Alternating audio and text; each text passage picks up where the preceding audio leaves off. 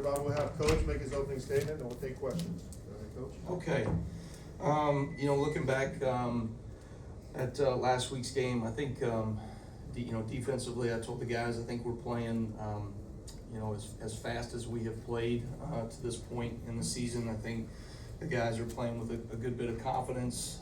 They seem to, really enjoy playing the game with each other. I think there's a swagger and an energy that we're playing with right now, and that needs to continue as we navigate through the regular season here. I think there's some opportunities that we're creating from a pass rush standpoint that we're improving in. We still left a lot out on the field in terms of pass rush opportunities that we were not able to capitalize on, and so there's some things that we've just got to continue to push and work. But I do think that we're trending in the right direction there. And then the way that we're playing in the red zone right now is giving us a chance, to get off the field, and then certainly our ability to create some takeaways. And I think, all those reps that we have worked in the off season and throughout the season in our takeaway circuit. I mean, you had a couple plays in the game the other night that, they're textbook teach tape plays. So that was really encouraging to see in terms of ripping the ball out, punching the ball out. And so I think we're taking steps in the right direction there. When you look at this opponent in Oklahoma, obviously they're a very dynamic offense, quarterback that, can do a lot with his feet. He's got, really good arm talent, kind of, puts the ball all over the yard. He's got a lot of different arm angles and the way that he gets the ball out in the RPO game and the quick game, and being able to scramble and create and extend plays. You look at some of their off-schedule plays or some of their most explosive plays, and so that's something that we got to do a great job of having 11 bodies that are swarming to the ball, play in and play out. I really like their running back room. I think they do a really good job. Physical, big. When they get out in space, they've been able to hit you for explosive plays. And then, there's a couple guys in the receiving core that are pretty dynamic with the ball in their hands as well. So it'll be a great challenge for us, like it is every week in the SEC, and looking forward to the week of work ahead. Thank you, Coach. Let's start with Charlie here in the right. Yeah, Coach, just with your inside linebacker play of late, how do you see that going? It kind of seems like all three of those seniors playing at a high level. Yeah, I think those guys are doing a good job. I mean, they're, you look at Deontay, he's just coming back from where he was a year ago, and he's just gotten better and better coming off of that injury from last season. I think he's playing some of his best football right now, which is really encouraging. I think he's playing fast, he's playing aggressive, and then, just the leadership that he brings to the table, and the peace of mind I think that the rest of the team has when he's out there on the field from a communication standpoint of getting everybody on the same page. A large part of good defense right now is not losing games by errors and mistakes and MAs, and you see that really across the country right now when you look at defensive play. And I think right now one of the things that we're doing at a fairly high level is just executing to consistency, and he's a big piece to that as well. But I thought Nakai Hill-Green probably played his best game of the season so far. Those guys are trending in the right direction, and certainly that's what you want. Good teams get better, good defenses get better, and we've just challenged our guys to take little steps in terms of improving their game as we're going along. I think that group is doing that. Let's go to Nick on the right. Yeah, I feel like playmakers is a word that gets thrown around a lot, but this, especially with the offense at times, but defensively it seems like you have some playmakers. I know that you harp on taking the ball away, but is being a playmaker something that defenders can be taught, or is that something that they just innately have? Yeah, that's a great question. I think, typically when you make plays on the ball, there's a confidence that you have in doing your job at a high level, and so you know what to do. You play with anticipation. I've told you guys this before. Defense is inherently reactionary, right? Offense comes out in a play, we react to it.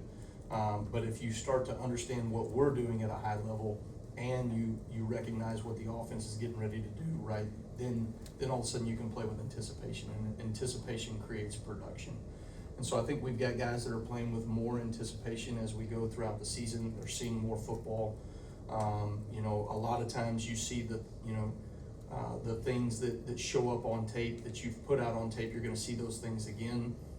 Teams have a style of how, you know, they maybe wanna try to game plan and attack us, and our kids, I think, are very aware of the weak points and weaknesses of a certain coverage or a certain pressure or whatever it may be. And so they're ready for those things, and playing at a high level. And then, you know, some of it is just great instincts and in the moment, right? Can you think to, you know, punch the ball out, right? Or you know, create a strip in the moment. And I think you got guys like, you know, Bray Hubbard and Kai and Deontay Lawson, you know, to name a few that are doing those things.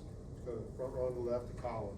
Looks like the tandem of Tim Keenan, James Smith, and then London Simmons, Edric Hill, like pretty equal in terms of snap counts. Is that due to keeping guys fresh, rolling guys in and out, or is it what it goes into that? And do you see kind of a continuation of production between those two groups, or how would you assess it?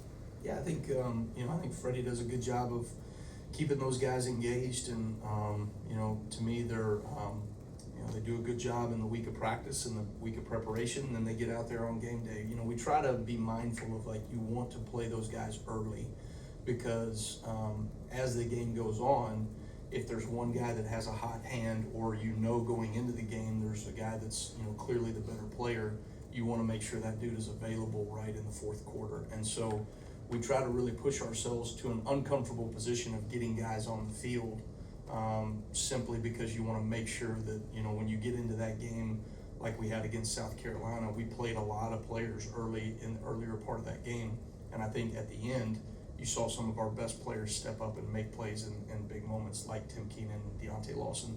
At the beginning of the season, I don't think either one of those two players would have been in position to do that, you know, just from a rep-based standpoint. And so we try to be mindful of that as we navigate through a game. Let's go back row in the middle to Alex. Your guys' numbers may differ from PFF, but they only track one missed tackle in the game. I'm really curious, given what we saw early in the season, how you guys got to that point where you're able to put together a game like that. Yeah, you know, I think teams that you know, good defenses trend in the right direction from a tackling efficient, you know, standpoint. I mean, as the season goes on, if you're not efficient in tackling, you know, it's going to show up. And so I think we're getting better and better at that. I think structurally, the way that we play kind of a more of a vision style defense, right? There's a lot more vice tackles. There's not a lot of yards after catch or yards after contact, and so that structurally kind of helps us a little bit as well. But I thought our players, you know, go back to the point I made at the beginning, that was probably the fastest that I have seen us play as a defense to this point in the season. And one of our keys to victory going in, because they were so dynamic in their receiving core and their athletes, was that we really had to swarm the ball. And I think our players, you know, they played hard and they played fast. And when you do that, two things tend to be the case. You're going to do a good job at tackling, right, and limiting yards after contact. And then you're also going to create takeaways. Effort always creates takeaways. So. Let's go to Joe, left middle. Coach, last time you faced off against Ben Arbuckle was the New Orleans Bowl. What do you remember about that matchup at South Alabama, and what have you seen, and what do you see in the Oklahoma offense right now? What he's doing with the Oklahoma offense right now? Yeah, we got our ass kicked is what happened. Yeah. Sorry. So, I appreciate you bringing that up. I needed a little edge this morning, so that's good. No, they you know, I feel like we have faced this offense and this system, you know, a number of times over the years, and I think they do a great job just schematically. They attack you vertically downfield. They're aggressive. They got great RPO answers into their run game schemes, and they always have, you know, little one-off runs that you got to defend. They do a good job of changing those things up. I think, you know, Ben did a great job in that game and has done a good job, you know, in his first year there at Oklahoma, and so it'll be a good challenge for us. I mean, you know, this is the SEC. You face really good offensive minds every single week, and you have a body of work that you've put on tape that you have to answer for. Some of those things are good things that we put on film. Some of those things are not, and if they're not, they're probably going to show up in the game plan, right? And so those are things that we really try to be mindful of ourselves in terms of, you know, how we can fix those things. But certainly, you know, they'll present a number of schematic challenges for us this week. Let's jump to Chase on the far left. I I want to ask you a little bit more about Nakai Hill-Green. When he came from Colorado, his reputation was a little bit more of like a downhill gap plugger, but over the last month or so, it seems like he's making more plays in space outside the tackle box. Can you just speak to that part of his game? Yeah, I think he's, again, he's playing some of his best football right now. Nakai is, the players, they call him Unk. I think he's the oldest guy in our defense.